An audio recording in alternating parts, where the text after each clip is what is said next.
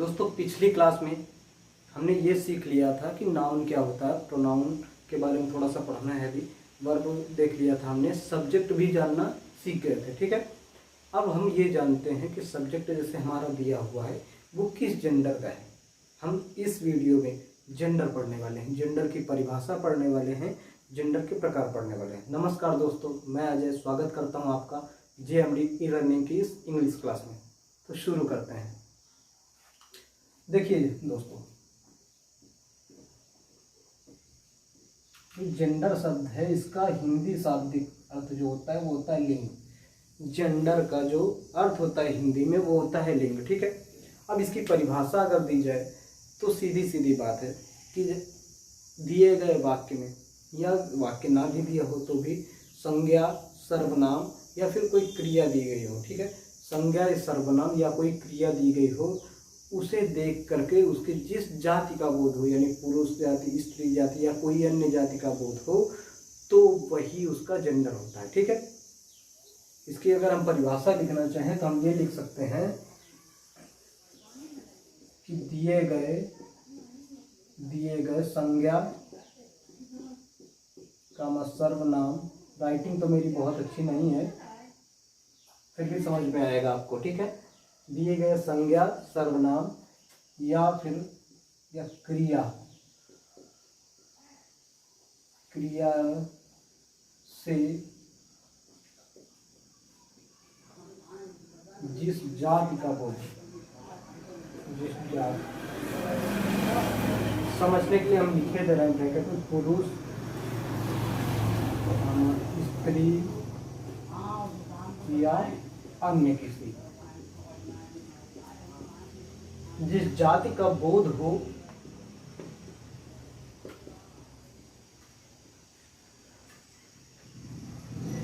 वह उसका क्या होता है, जेंडर। वह अंग्रेजी में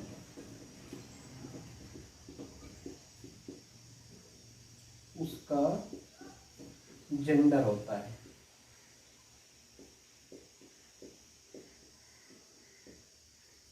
पहला, हम इसी को ये भी लिख सकते हैं कि दिए गए संज्ञा, सर्वनाम या क्रिया के जिस जाति के होने का बोध हो, जिस जाति के होने का बोध हो वह उसका जेंडर है। ठीक है, ये भी लिख सकते हैं। तो आप जो समझिए लिख लीजिएगा। देखिए फिर से बता दे रहा हूँ, चाहे तो ये लिख सकते हैं, स्क्रीनशॉट ले लीजिए, कॉपी में नोट कर लीजिए, जैसा चाहें आप लिख लीजिए। ठीक है, आपको नोट्स भी हम बहुत जल्दी इन चीज़ों के प्रोवाइड कराएंगे। हमारा एक वेबसाइट है तो उस पर नोट्स लिख के डाले जाएंगे। अभी तो नहीं ये सुविधा है, ये अभी मुश्किल से 10 दिनों बाद ये सुविधा चालू हो जाएगी। उसमें थोड़ा अपडेशन करना है।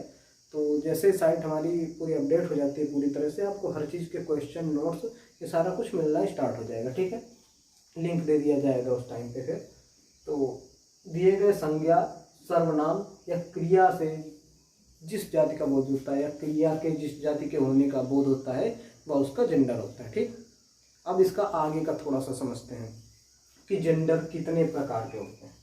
जेंडर कितने प्रकार के होते हैं ये नोट कर लीजिएगा। उनके प्रकार देखते हैं जेंडर के। तो जो पहला प्रकार है, पहले प्रकार की अगर हम बात करते हैं वो होता है मैस्कुलिन जेंडर।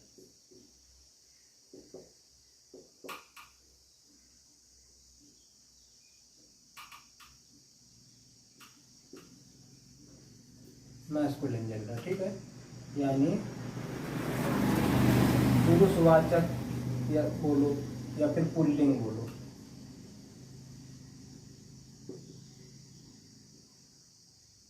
ठीक है, मैस्कुलिन जेंडर यानी पुल्लिंग। अब देखिए ये है क्या, पता होगा, लगभग लोगों को पता होगा, लेकिन थोड़ा सा ब्रीफ में हम जानते हैं, क्योंकि पुल्लिंग और स्त्रीलिंग पहचानना सरल है। उसके आगे की कुछ चीज़ें हैं जो पहचानना थोड़ा सा टफ होता है। आप जानते होंगे, हो सकता है पता हो कई लोगों को कि जेंडर कितने प्रकार के हैं, कौन कौन से हैं, लेकिन जब एक शब्द दे दिया जाएगा ये किस जेंडर का है तो पहचानने में दिक्कत आ जाती है। वो चीज़ हम सिखाने वाले हैं। ठीक है, तो मैस्कुलिन जेंडर जो है, मैस्कुलिन जेंडर में हम ये देखते हैं कि पुल्लिंग दिया हुआ है, यानी पुरुष जाति का बोध हो रहा है। ये वो जेंडर है जिससे पुरुष जाति का बोध हो रहा है। आप लिख सकते हैं, मैं थ्योरी बोले दे रहा हूँ तो आप लिख सकते हैं सुन के, कि जिस जाति से, जिस नाउन से या संज्ञा से, सर्वनाम से या क्रिया से पुरुष जाति के होने का बोध हो, वो मैस्कुलिन जेंडर होता है। ठीक है। अब अगर कोई नाम दे दिया है, कोई वाक्य दे दिया गया कि राम घर जाता है, ठीक है, राम घर जाता है में राम से हमें ये अनुभूति हुई कि हाँ ये कोई आदमी है, ठीक है, पुरुष है। अब अगर पुरुष है तो पुल्लिंग। घोड़ा दौड़ता है, ये नहीं कि इंसानों में ही बात केवल नहीं होती है, जानवरों में भी लागू होता है। ठीक है। तो अगर हम कहते हैं घोड़ा दौड़ता है, तो घोड़ा किस जाति का है? मैस्कुलिन जेंडर है। घोड़ा किस जाति का है? मैस्कुलिन जेंडर है। अब समझने वाली बात आगे के कुछ जेंडर में होगी। घोड़ा मैस्कुलिन भी है, और नाउन में, जैसे नाउन में आपका घोड़ा जो है वो मैस्कुलिन जेंडर का काम कर रहा है। ठीक है, नाउन में मैस्कुलिन जेंडर का काम कर रहा है। देखिए, इसके अलावा हम एक देखते हैं दूसरा। इसके अलावा जो दूसरा जेंडर होता है वो होता है फेमिनिन।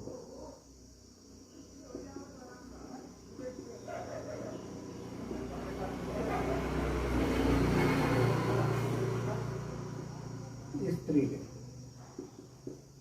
फेमिनिन स्त्रीलिंग। देखिए, इसे भी समझ लेते हैं कि स्त्रीलिंग जिस संज्ञा, सर्वनाम या फिर क्रिया से महिला या स्त्री जाति का बोध, वो स्त्रीलिंग होता है। सिंपल सी बात, ये दो समझने में कोई प्रॉब्लम नहीं। यहाँ पे एग्जाम्पल आप ले सकते हैं राम का, और यहाँ पे एग्जाम्पल ले सकते हैं आप सीता मैया का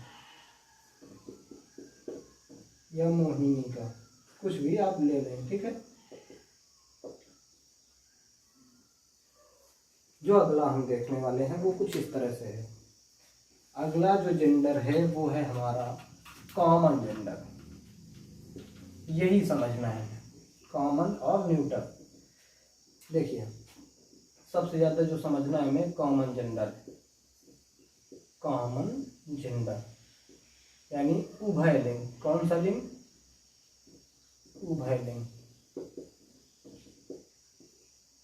इसकी जो परिभाषा है उससे कुछ लोग मिसगाइड हो जाते हैं, कम समझ पाते हैं कि इसका मतलब क्या है। देखिए, जिस जाति से, जिस संज्ञा, सर्वनाम या क्रिया से पुरुष और स्त्री दोनों के होने का बोध, या तो पुरुष हो, मतलब जो हम अभी तक समझ लेते हैं वो। देखिए,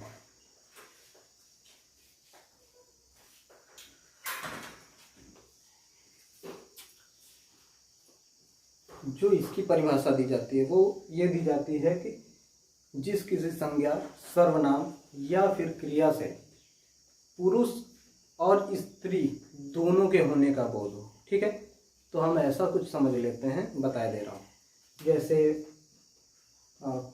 इंसानों में बात की जाए तो हिजड़े जो होते हैं उनको हम समझ लेते हैं कि उभयलिंग में वो आते हैं केवल। गलत बात, केवल वो नहीं आते हैं। ठीक है।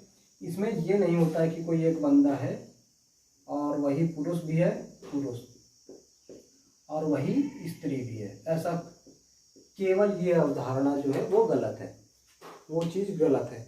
इसका जो सही परिभाषा है वो ये है कि ऐसे संज्ञा, सर्वनाम या क्रिया जिससे या तो पुरुष या फिर स्त्री के होने का बोध। अब इसका मतलब समझिए, मैं लिखे दे रहा हूँ। ऐसे संज्ञा या संज्ञा का सर्वनाम या क्रिया, क्या? ऐसे संज्ञा, सर्वनाम या क्रिया जिनसे या तो पुरुष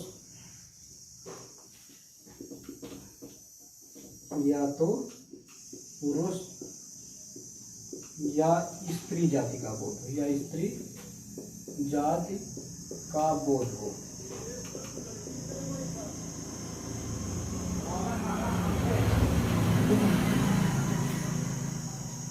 ऐसे संज्ञा या सर्वनाम या क्रिया जिनसे या तो पुरुष या फिर स्त्री जाति का बोध हो, वो क्या कहलाते हैं? Common gender. अब इसे समझते हैं कैसे। जैसे एक नाम दे दी, एक चीज दे दिया गया, स्टूडेंट। स्टूडेंट मतलब विद्यार्थी। स्टूडेंट मतलब विद्यार्थी। चीज दी गई, एक नाम दिया गया संज्ञा, सर्वनाम या फिर क्रिया में से कोई एक है। ठीक है। अब ये दे दिया गया आपको, स्टूडेंट दे दिया गया। ठीक है। स्टूडेंट है क्या? विद्यार्थी एक बालिका भी है और एक बालक भी है, ठीक है। तो यही केवल नाम है और इसी नाम से हमें या तो स्त्री जाति का पता चलेगा, भाई एक कोई स्टूडेंट है तो हमारे स्कूल का स्टूडेंट, अब जब हम वेरीफाई करेंगे तो या तो लड़का निकलेगा या फिर लड़की निकलेगी, लेकिन हम दोनों के लिए प्रयोग क्या करेंगे, स्टूडेंट, इसलिए ये उभय लेंगे, इसलिए ये उभय लेंगे, ठीक है। इसी तरह से बेबी बोलते हो ना आप लोग, बेबी, बेबी, बेबी ये शब्द क्या है, बेबी मतलब बच्चा, छोटा सा कोई बच्चा है। हम ये चीज़ें बाद में देखते हैं कि वो बालक है या बालिका है, ठीक है, लेकिन हम पहले उसे केवल बच्चे की नज़र से देखते हैं और वो बच्चा क्या कहलाता है, बेबी। तो वो बच्चा स्त्री भी है या तो पुरुष भी, ऐसा नहीं कि वो स्त्री और पुरुष दोनों है, लेकिन ये नाम ये स्त्री के लिए भी यूज करेंगे तो वो अलग, पुरुष के लिए यूज करेंगे वो अलग, लेकिन नाम एक ही हो। ये नाम स्त्री के लिए भी है, पुरुष के लिए भी, ये चीज, ठीक है, इस तरह से है अलग अलग, तो हम यूज करते हैं, ठीक है। तो यहाँ तक हो गया। अब हम देखें, ये चीज़ समझ गए, कॉमन जेंडर हम समझ गए, हमने देख लिया कि कैसे पहचानते हैं कॉमन जेंडर को। अब अगला जो जेंडर है हमारा वो होता है न्यूटर जेंडर।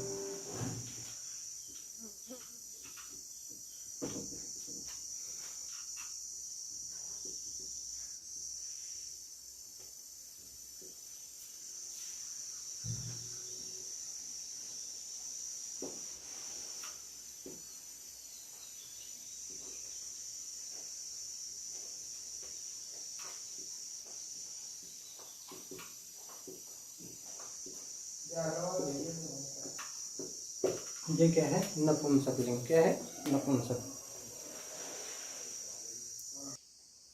जब हम बात करते हैं न्यूटर जेंडर की तो इसका शाब्दिक अर्थ जो निकल के आता है वो आता है नपुंसकलिंग। नपुंसकलिंग जैसे हमें पता चला, इसका मतलब कोई लिंग नहीं, इसका मतलब कोई लिंग नहीं। तो सीधी सी बात है, जब हम बात करते हैं किसी जीव जंतु की, कोई प्राणी की, ठीक है, तो ये कोई ना कोई जेंडर में आता है, कोई ना कोई जेंडर में आता है, ठीक है। जो चल फिर रहा है जीव, वो सब कोई ना कोई जेंडर में आते हैं। लेकिन नपुंसक लिंग में मोस्टली निर्जीव वस्तु, पेड़ पौधे भी आप इनमें गिन सकते हैं, ठीक है, क्योंकि एक नाम के हिसाब से पुल्लिंग बता दिया जाता है कि आम का वृक्ष है पुल्लिंग, इमली है तो स्त्रीलिंग, ठीक है, नाम के हिसाब से वो पुल्लिंग और स्त्रीलिंग हो गया। लेकिन वैसे देखा जाए नपुंसक लिंग, तो इसमें मोस्टली वो सब आते हैं, वो सब संज्ञा सर्वनाम या वस्तुएं या क्रिया जो भी कहो, वो सभी वस्तुएं संज्ञा सर्वनाम, यानी संज्ञा मतलब नाम ही होता है, सर्वनाम मतलब नाम की जगह पे प्रयोग होने वाली चीजें, और क्रिया जो निर्जीव है, जो क्या है, जो निर्जीव है। अब अगर निर्जीव हैं तो हम निर्जीव चीज़ों को किस में डालेंगे, नपुंसक लिंग में, क्योंकि उनका कोई लिंग नहीं। जैसे ये मार्कर है, ठीक है, हम मार्कर का क्या कर रहे हैं, खुद चला रहे हैं, काम भले कर रहा है मार्कर, लेकिन ये ऑटोमेटिक अपने मन से कुछ नहीं कर सकता है। कीड़ा एक है, वो अपने मन से इधर उधर चल सकता है।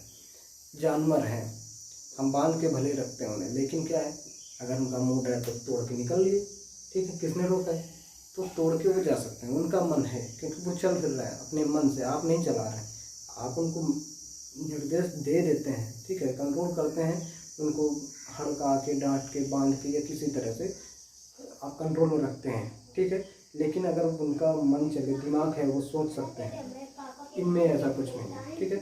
आप मोटरसाइकिल ले लीजिए, बाइक की अगर हम बात करें, चलती है, हम चलाते हैं, ठीक है, लेकिन हमारे निर्देश पे चलती है, वो ऑटोमेटिक नहीं चलती है, उसके पास ये दिमाग नहीं है कि हमें कहाँ जाना है।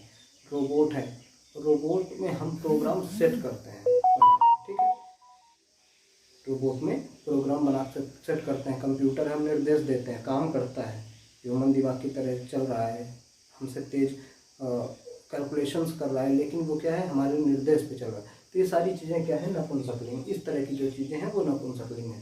तो जेंडर यहाँ से हमारा खत्म होता है, जेंडर यहाँ से ख़त्म हो जाता है। कमेंट बॉक्स में आप लोग बताइएगा कि दिक्कत कहाँ आ रही है, अगर कोई समस्या है, कोई प्रॉब्लम है, कमेंट जरूर करिए, हम आपको दूसरा वीडियो इसी संबंधित बना देंगे, बता देंगे दूसरी क्लास में। ठीक, तो आज का क्लास यहाँ समाप्त करते हैं। नमस्कार, जय हिंद, बाय, टेक केयर।